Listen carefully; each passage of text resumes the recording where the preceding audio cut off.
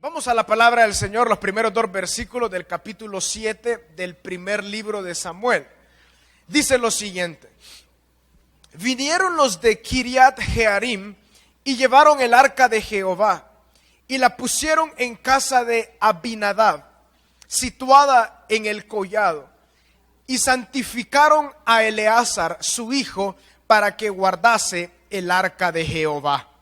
Desde el día que llegó el arca a Kiriat Jearim, pasaron muchos días, 20 años, y toda la casa de Israel lamentaba en pos de Jehová. Qué lindo.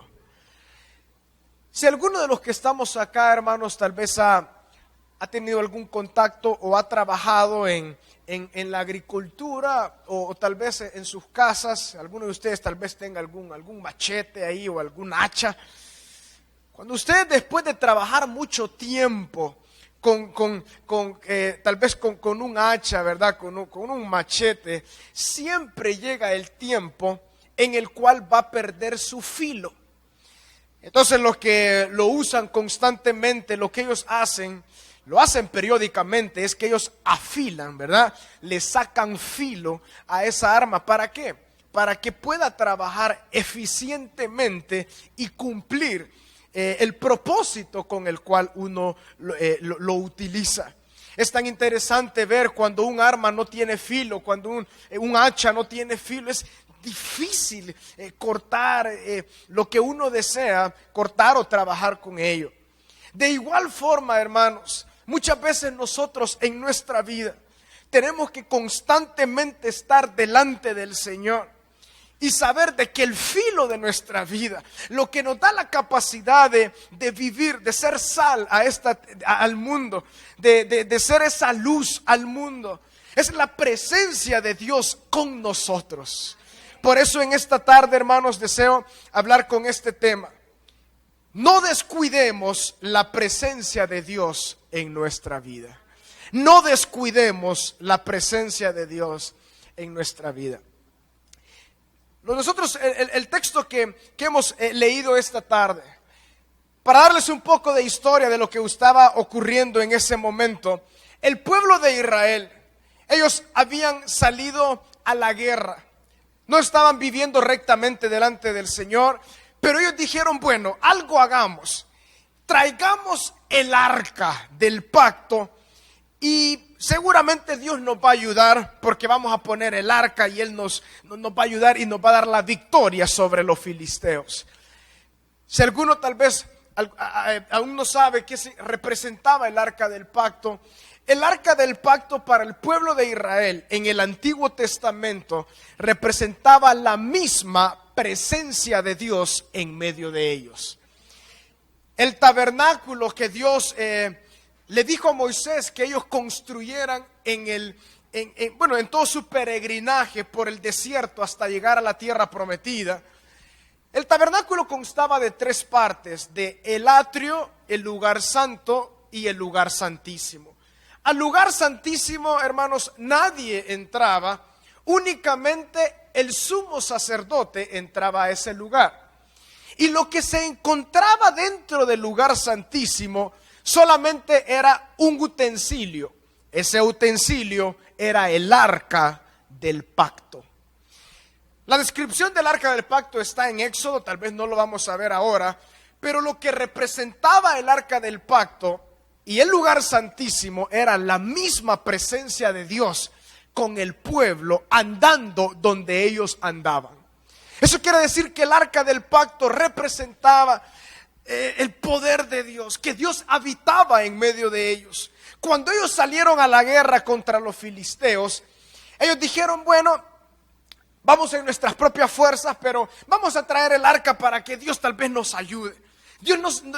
Su corazón estaba lejos de Dios, pero simplemente querían usar el arca como una especie de amuleto, como quien dice, Dios nos va a ayudar, aunque nuestro corazón está lejos de Él.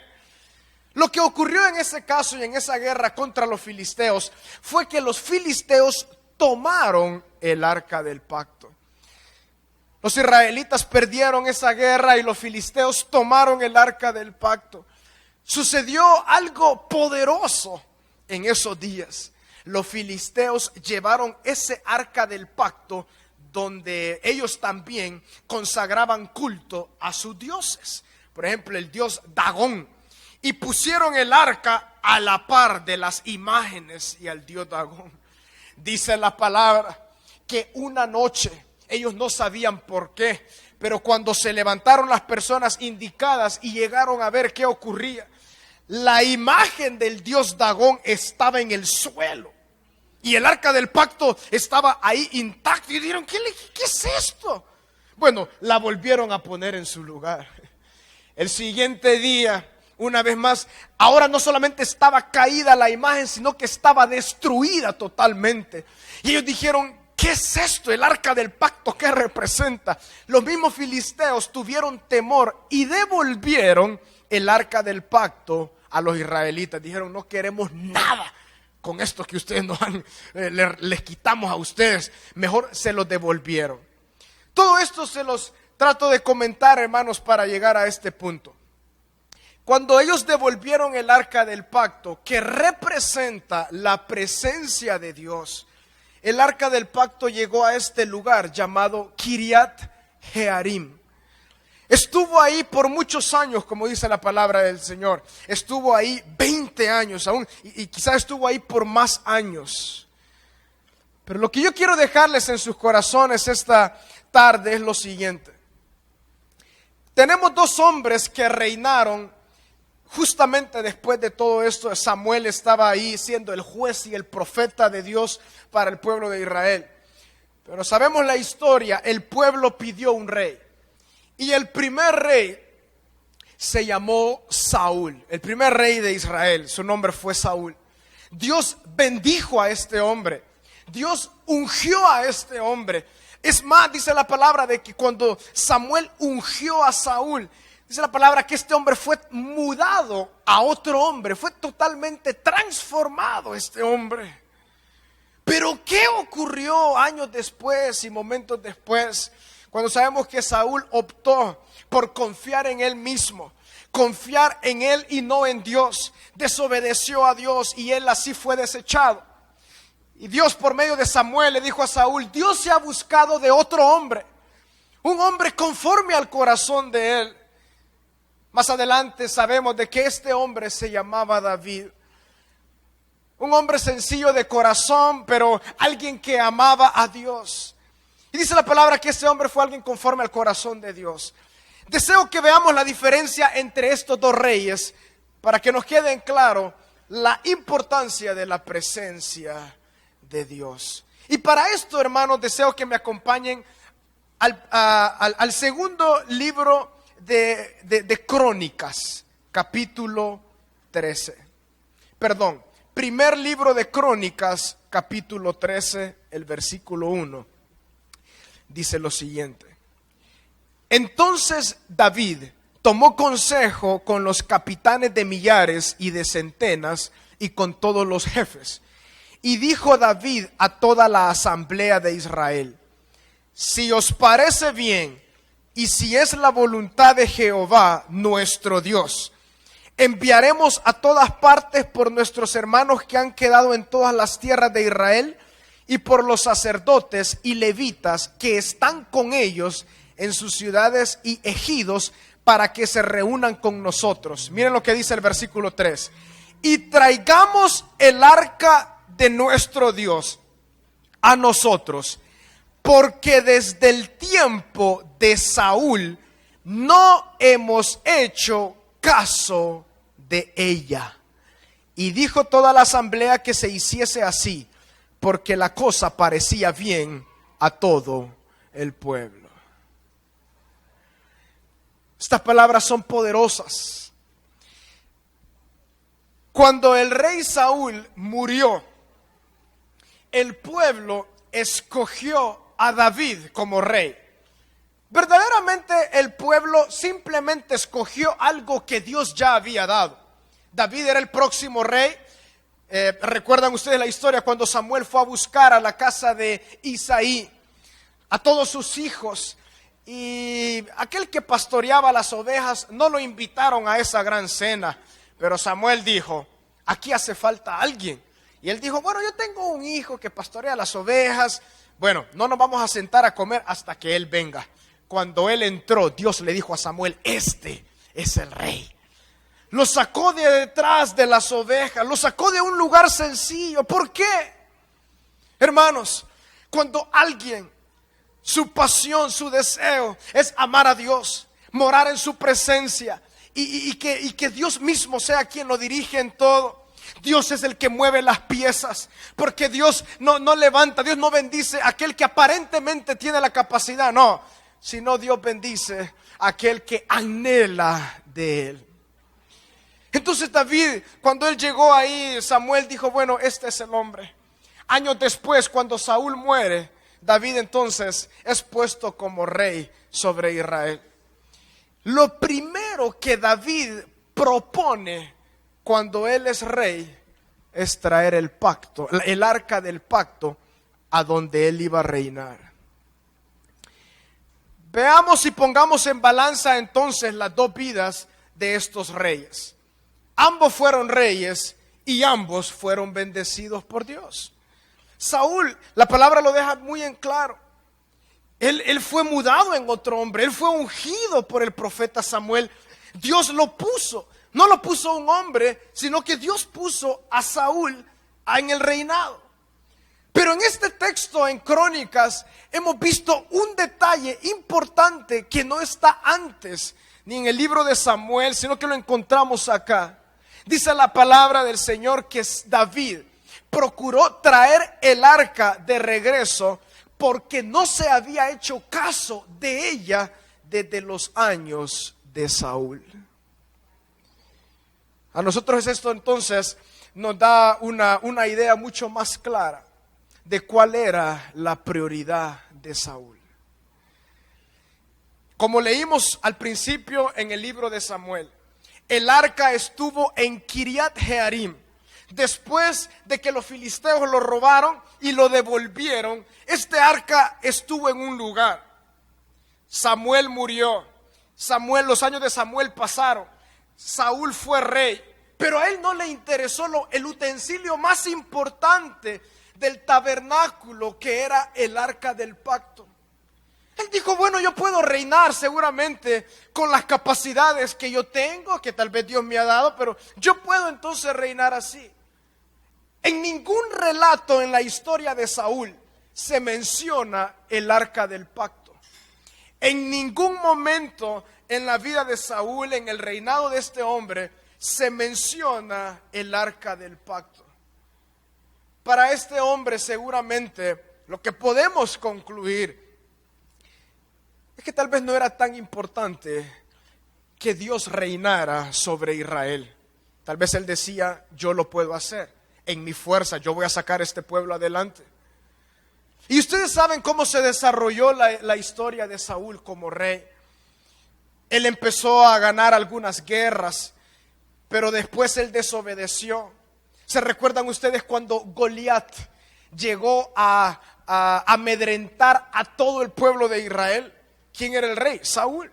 No había ningún hombre que saliera a pelear, ni el mismo Saúl, que dice la palabra que era el hombre más alto sobre todos los hombres en Israel. Dice la palabra que Saúl era tan alto que le sacaba una cabeza, le sacaba los hombros a todas las personas. Imagínense ustedes, hay personas altas, ¿verdad? Que le sacan una cabeza a todos. Saúl era alguien alto, alguien con capacidad. Pero ¿por qué le tenía tanto temor a este hombre llamado Goliat? Porque no había ningún hombre que era capaz de levantarse ante estos gigantes que se levantaban en contra de Israel, que era el pueblo más poderoso, porque era el pueblo de Dios. Había una constante derrota, a tal grado que ninguno se encontró valiente para pelear. Sabemos que así continuó el reinado de Saúl hasta que él fue desechado. ¿Por qué? Yo creo que este versículo que leímos en Crónicas, mis hermanos, yo creo que nos da la respuesta y la diferencia de estos dos hombres. El rey David cuando Saúl muere y a él se le da el privilegio de reinar sobre Israel, lo primero que él hace no es, tenemos que alistar a todo nuestro ejército. Lo primero que él procuró hacer, ¿dónde está el arca? ¿A dónde está el arca? Aleluya. Alguien que tiene ese corazón, lo que más le interesa es dónde. La presencia de Dios tiene que estar aquí con nosotros. La presencia de Dios tiene que estar en medio de nosotros. No podemos dar ni un paso sin ello. David, como un hombre sencillo, humilde, pero hombre de guerra y lleno de gracia de Dios, él dice, yo no le voy a poner mi mano a Saúl.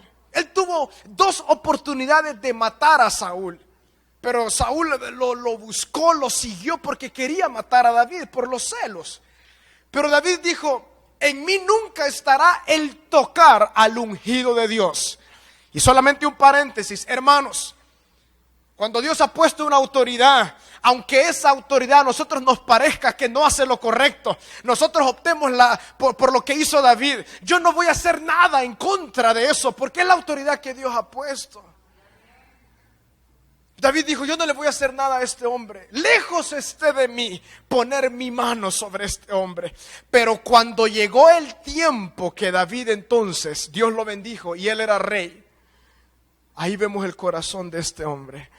Aquí no podemos hacer nada hasta que el arca del pacto esté en medio de nosotros. ¿Cuál era la diferencia? Saúl era un hombre altísimo, un hombre de guerra, era un hombre que seguramente tenía capacidad. Dios lo había bendecido. La diferencia está en el corazón, mis hermanos. Que la prioridad de Saúl no era reinar bajo la guianza, bajo la misma presencia de Dios. Pero cuando llega Saúl, lo primero que él desea es, ¿dónde está el arca? ¿Dónde está la presencia de Dios? Porque sin la presencia de Dios yo no voy a reinar. Sin la presencia de Dios yo no voy a avanzar. Sin la presencia de Dios no podemos hacer absolutamente nada. La historia continúa. David entonces dice, bueno, vamos a intentar traer el arca. Ellos en el primer intento fracasan porque David no había comprendido cómo se tenía que hacer. Después de ese fracaso continúa intentando y la historia continúa hasta que el arca llega entonces a la capital del reino de Israel. ¿Qué representa eso? Que David dijo, lo más importante acá es que la presencia de Dios esté en medio de nosotros, que esté con nosotros, en nosotros, acá. Llevando eso, mis hermanos, al contexto que usted y yo vivimos hoy en día. Porque ahora estamos en otra dispensación, la dispensación de la gracia. Jesucristo ya ha venido, Él ya ha resucitado y Él ya pagó por usted y por mí nuestros errores, nuestros pecados y nos ha dado la salvación. Trayendo entonces a nuestra vida hoy en día, ¿qué implicaciones y qué aplicaciones podemos traer para nosotros? ¿Qué representa para nosotros la presencia de Dios? ¿Qué es la presencia de Dios para nosotros hoy en día? En primer lugar, cuando nosotros nacemos de nuevo, aquel que ha depositado la fe en Jesucristo para salvación, la palabra nos dice de que si alguno está en Cristo, es nueva criatura. Las cosas viejas pasaron, he aquí todas son hechas nuevas. Y de una forma milagrosa, el Espíritu Santo viene a morar, a posar en el cristiano. Ya no estamos solos, Dios está con nosotros, el Espíritu Santo está con nosotros. ¿Qué representa entonces? Es la vida de Cristo en el cristiano, la obra del Espíritu Santo en nosotros, es la misma presencia de Dios. ¿Por qué? Porque Dios está con nosotros, nunca nos ha dejado y nunca nos va a dejar. Pero así como Saúl y David, hermanos, cada uno de nosotros tenemos la decisión, cada uno de nosotros decidimos día a día de decir, Dios, si algo necesito ahora es darle prioridad al arca, o sea, darle prioridad a tu vida en mí, a la presencia de Dios, que Él vaya conmigo. Yo no deseo tomar ni un paso, ni una decisión, nada, sin tu guianza, oh Dios.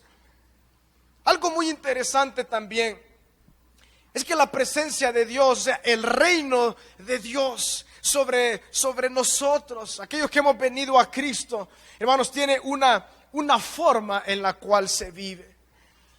Saúl desechó la bendición de la presencia de Dios, por lo tanto, los frutos están ahí: rebelión, orgullo, temor al hombre. Esos fueron los frutos del reinado de él. Él tuvo mayor temor de los hombres que temor a Dios. Su corazón se levantó en rebelión porque desobedeció a Dios, y estos eran los frutos. ¿Por qué? Porque él había decidido desechar la presencia de Dios. Pero cuando llega David, él dijo: bueno, yo lo que deseo es que el arca esté acá, o sea, que la presencia de Dios esté acá. Y ustedes también saben los frutos de David, aunque él erró, aunque él cometió errores, pero Dios estuvo con él. Miren, hermanos, si ustedes empiezan a leer del libro de Primera de Crónicas, del capítulo 13 en adelante, ustedes van a ver un hombre invencible.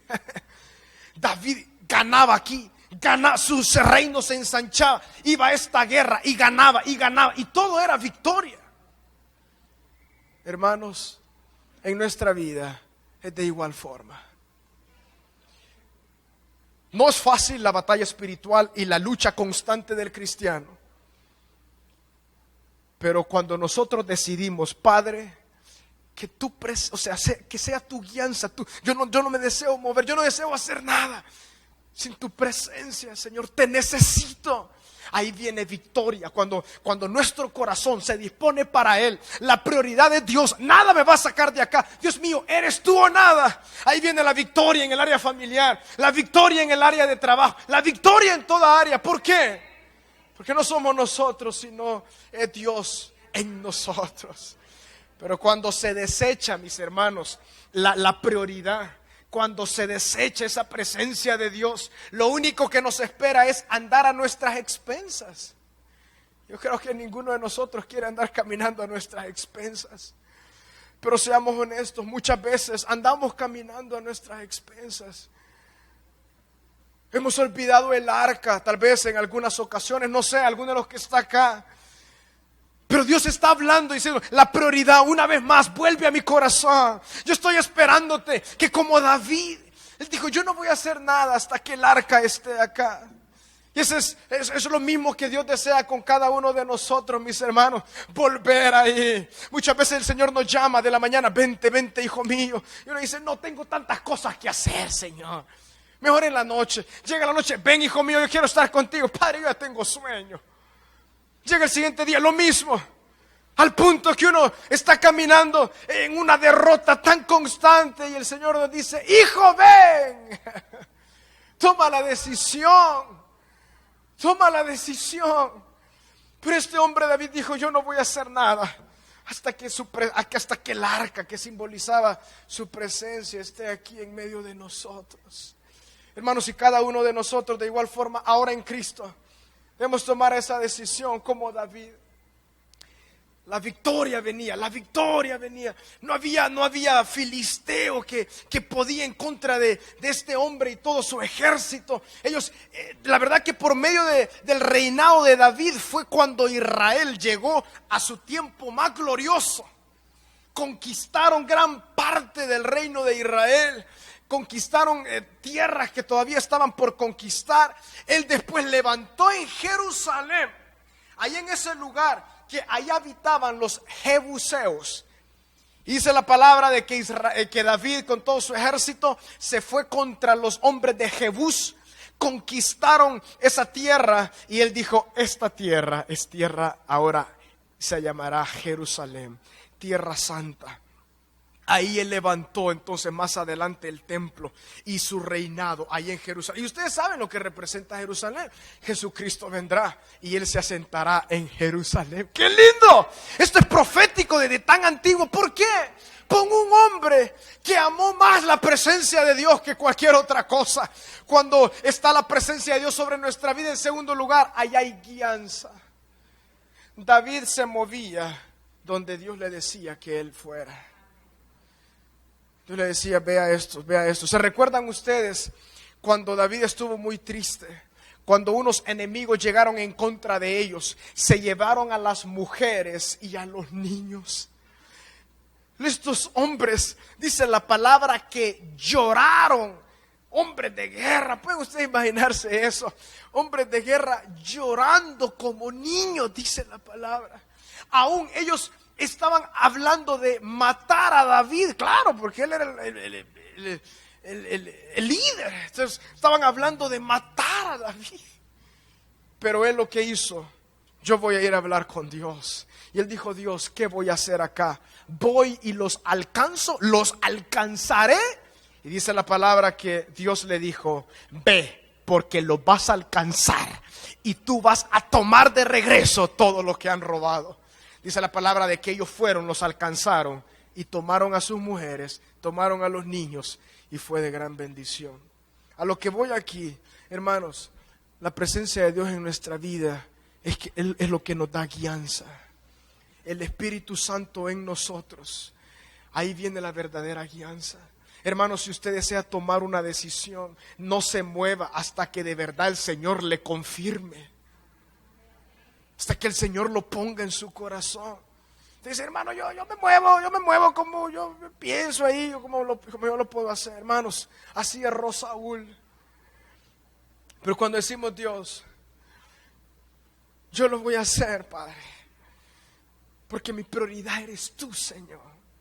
No hay nada más que se levante en mi corazón, Señor, como prioridad, sino que mi deseo es que seas tú, Señor, el guiador, el que me lleve, el que toma la decisión. Señor, yo deseo hacerlo. ¿Qué debo conquistar? En tercer lugar, la presencia de Dios nos da a nosotros la capacidad de tener victoria. Este hombre David, si algo él había comprendido, es que el arca en medio de Israel garantizaba las victorias. ¿Por qué? Porque desde Moisés él había comprendido esas historias, seguramente él las leía.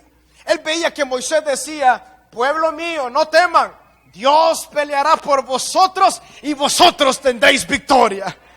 Entonces este hombre empezó a comprender, bueno, Dios es el que pelea por mí, Dios es el que está al frente. Pero cuando Saúl desecha entonces el arca del pacto, él estaba diciendo, desecho entonces la victoria que Dios me puede dar. Y yo, en la capacidad de rey, y el ejército, Dios nos lo va a dar. David con mucha humildad dijo, no, yo no puedo pelear, sino que hasta que la misma presencia de Dios, el arca, esté en medio de nosotros, ahí vamos a tener capacidad de tener victorias. Hermanos, nosotros de igual forma. Muchas veces hay tantas luchas espirituales, la guerra espiritual es tan cruel. Se levanta en nuestro contra, en nuestra mente, en situaciones adversas a nuestro alrededor. ¿Cómo vamos a hacer? Decir, Padre, si tú estás conmigo, no temeré.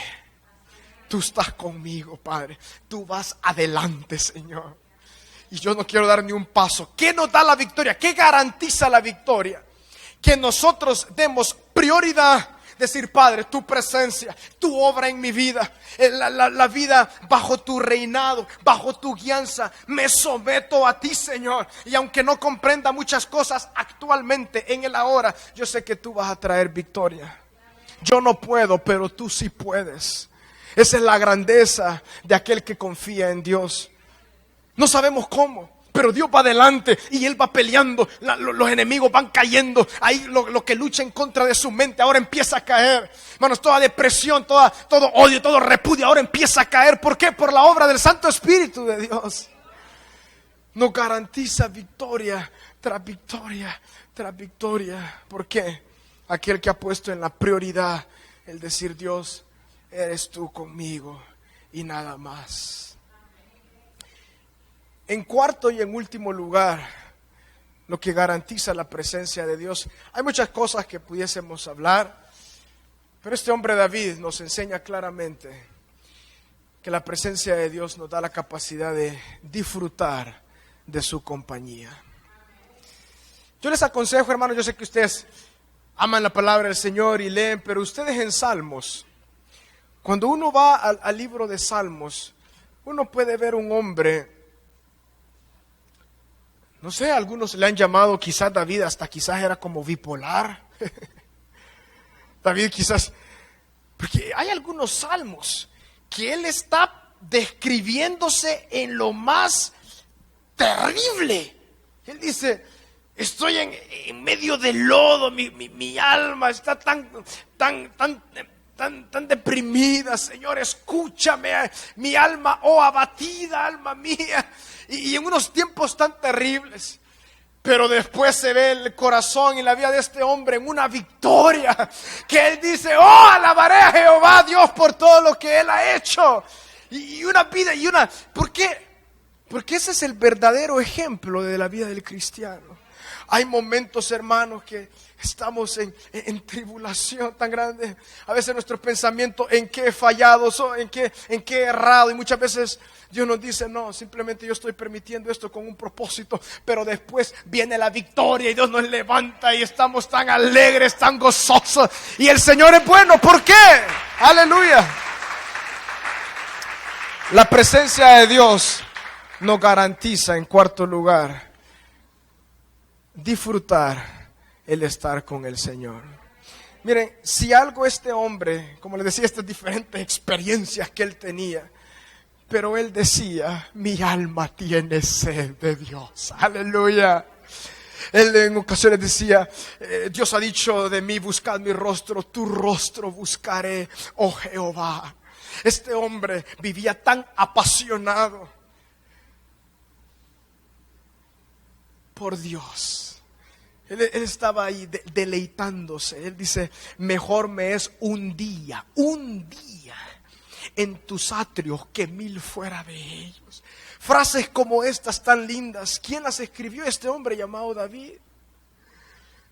Porque él había desarrollado, él había comprendido que fuera del Señor, él dijo, mi carne se consume, fuera de Dios no deseo nada, no hay nada en esta tierra que yo desee fuera de ti, oh Dios. ¿Qué lo llevó a decir eso? Lo que Dios le había permitido conocer ahí en su presencia, aleluya. Lo había llevado a unos grados de disfrute de su presencia. Y eso es lo en cuarto lugar y último, lo que permite cuando ponemos la prioridad de la presencia de Dios. Hermanos, vamos a poder disfrutar de esta vida cristiana. Vamos a decir, ¿por qué? Porque el disfrute de nuestro caminar en Cristo es Dios mismo. Su presencia, su palabra, la obra de Cristo, el Espíritu Santo en nosotros, aleluya.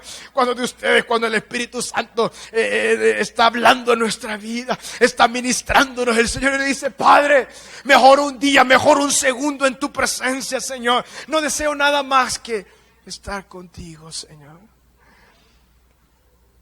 El priorizar la presencia de Dios en nuestra vida nos da esa capacidad de disfrutarlo a Él. Si algo, hermanos, cada uno de nosotros debemos anhelar como hijos de Dios en esta vida, Dios nos bendice de diversas formas, de miles de formas, de muchas de formas, aún en medio de momentos adversos, aún en medio de la prueba, pero Él nos bendice. Pero si hay algo, hermanos, que cada uno de nosotros debemos desear, es poder decir eso, mi alma tiene sed de ti, que no haya nada más. Hermanos, tal vez algunos de nosotros hace mucho tiempo, tal vez que no vivimos así. Dicen, Padre, yo me recuerdo cuando algunos años atrás, Señor, era una vivencia tan bendecida. Hermanos, hoy es el día de decir como David, el arca tiene que regresar a mi vida. Esa es la presencia de Dios que tiene que volver a este lugar, a mi vida. Porque no deseamos nada más. Y que podamos decir, Padre, Señor, yo deseo estar contigo. Ahí viene la bendición. Ahí vienen los frutos de bendición a nuestra vida, como vemos en la vida de David y todo lo que Dios le permitió hacer. ¿Por qué? Todo fue por... Yo considero que este versículo 3 es clave. Por algo Dios lo dejó en la palabra. Él dice, traigamos el arca de nuestro Dios a nosotros, porque desde el tiempo de Saúl no hemos hecho caso de ella. No hemos hecho caso de ella. No sé si alguno de los que estamos acá está en ese tiempo de sequedad, ¿verdad? De decir, Señor, ¿qué pasa, Padre? ¿Qué ocurre, Dios? Pero Dios nos hace una vez más este tipo de invitación, de decir, hijo, vuelve a mí.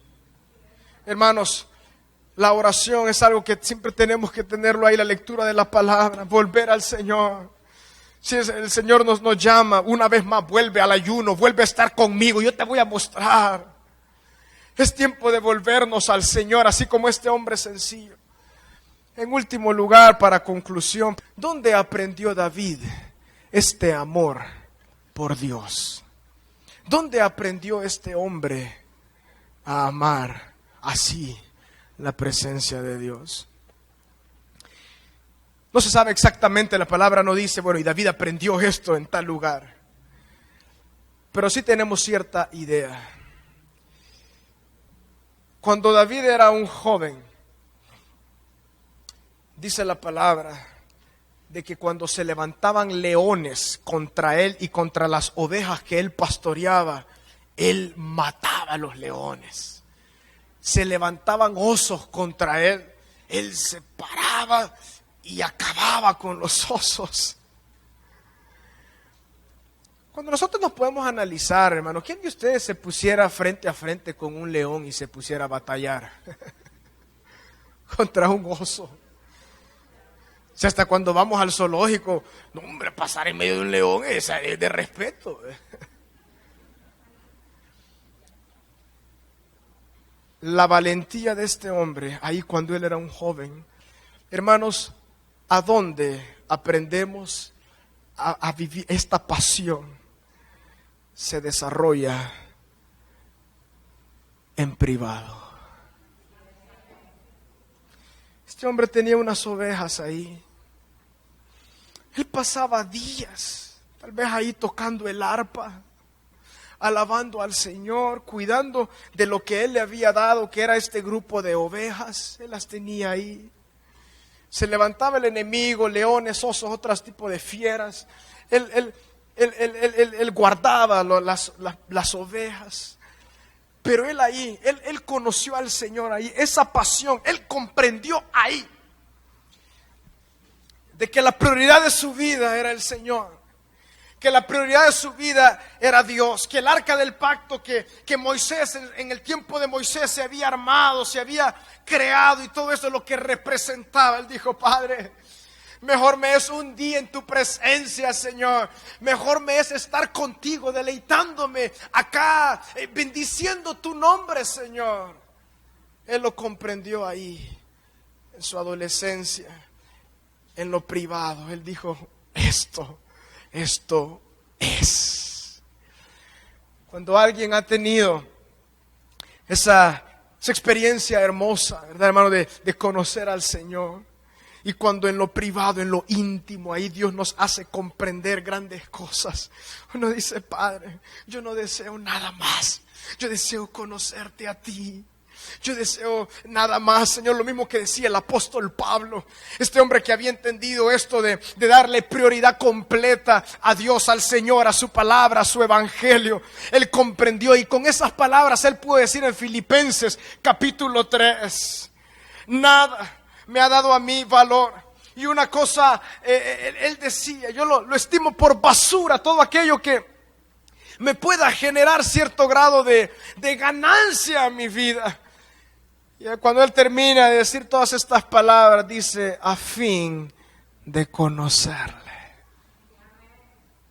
A fin de conocerle a él. Mis hermanos, la bendición más grande que tenemos nosotros como hijos de Dios. Bueno, después de la salvación es lo que nos ha abierto este camino, es de conocer a Dios. Hermanos, vamos ahí, profundo ahí, en su presencia, decirle: Padre, Señor, yo deseo, así como este hombre David, Dios mío, yo no voy a hacer nada más, Señor. Mi deseo es que el arca esté acá. O sea, Jesús, yo deseo darte la prioridad. Espíritu Santo, sé tú la prioridad, Dios mismo. Señor, yo deseo caminar, que tu presencia sea palpable, vívida en mi vida. Hermano, las bendiciones de más vendrán, las victorias vendrán. Porque este hombre puso en prioridad el arca del pacto, que representaba su presencia. Que cada uno de nosotros digamos: Padre, perdóname si he actuado tal vez como Saúl. Perdóname si he dado la espalda, Señor, a tu presencia. Pero este día, Dios, yo deseo que tú me renueves. Yo deseo, Señor, una vez más, que tu presencia, Dios mío, inunde mi vida.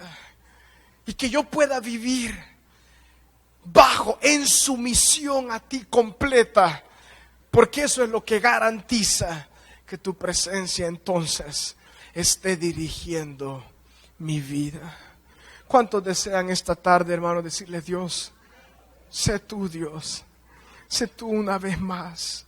Por lo tanto, mis hermanos, aquí están estos dos hombres tocados por Dios. Uno fue Saúl, otro fue David. Pero cada uno de ellos decidió. Y Saúl decidió darle la espalda al arca del pacto, que hemos entendido que representaba la presencia de Dios. Pero David había comprendido que la presencia de Dios, o sea, el arca del pacto, era su prioridad. Y cuando él llegó al reinado, dijo: lo primero es traer el arca y que esté en medio de nosotros. Nuestra prioridad, hermanos, es: Dios mío, eres tú. Señor, todo lo que yo estoy viviendo, haciendo, pensando, Señor, ayúdame, que seas tú, Señor. Ahí vendrán las victorias. No importa, mis hermanos, que los demás a su alrededor le digan: bueno, tú has cambiado, estás loco. No importa, estamos locos por el Señor. Él se ha convertido en nuestra pasión y que Él nos va a dirigir. Las victorias vendrán, las bendiciones vendrán. Cuando nosotros decidimos: Padre, el arca del pacto es mi prioridad. Oremos. Padre, aleluya, aleluya, Señor Jesús. Dios mío, gracias por estos ejemplos que vemos en tu palabra, Señor, que hablan a nuestra vida. Estos ejemplos, Señor mío, de los cuales podemos aprender. Pero no solamente queremos verlos como ejemplos, Padre. Tú nos estás llamando a algo superior, a algo mayor, Señor. Y es vivir en tu presencia, Señor. Es vivir ahí en tu presencia, Señor Jesús.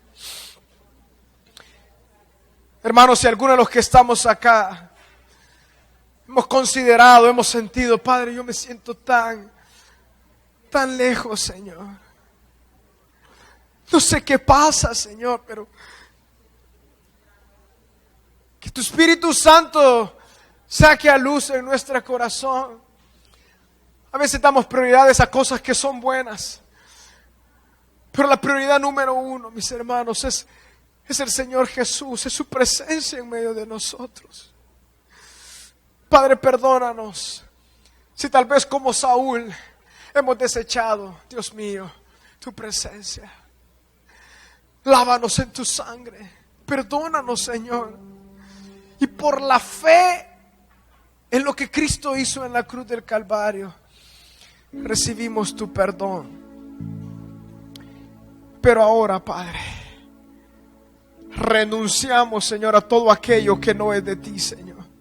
Y decimos: Dios, yo quiero conocerte, Señor. Yo deseo más de ti, que tú seas mi prioridad, Señor. Ya no quiero vivir, Señor, en esta forma, sino quiero ir más y más y más allá en ti, Señor Jesús.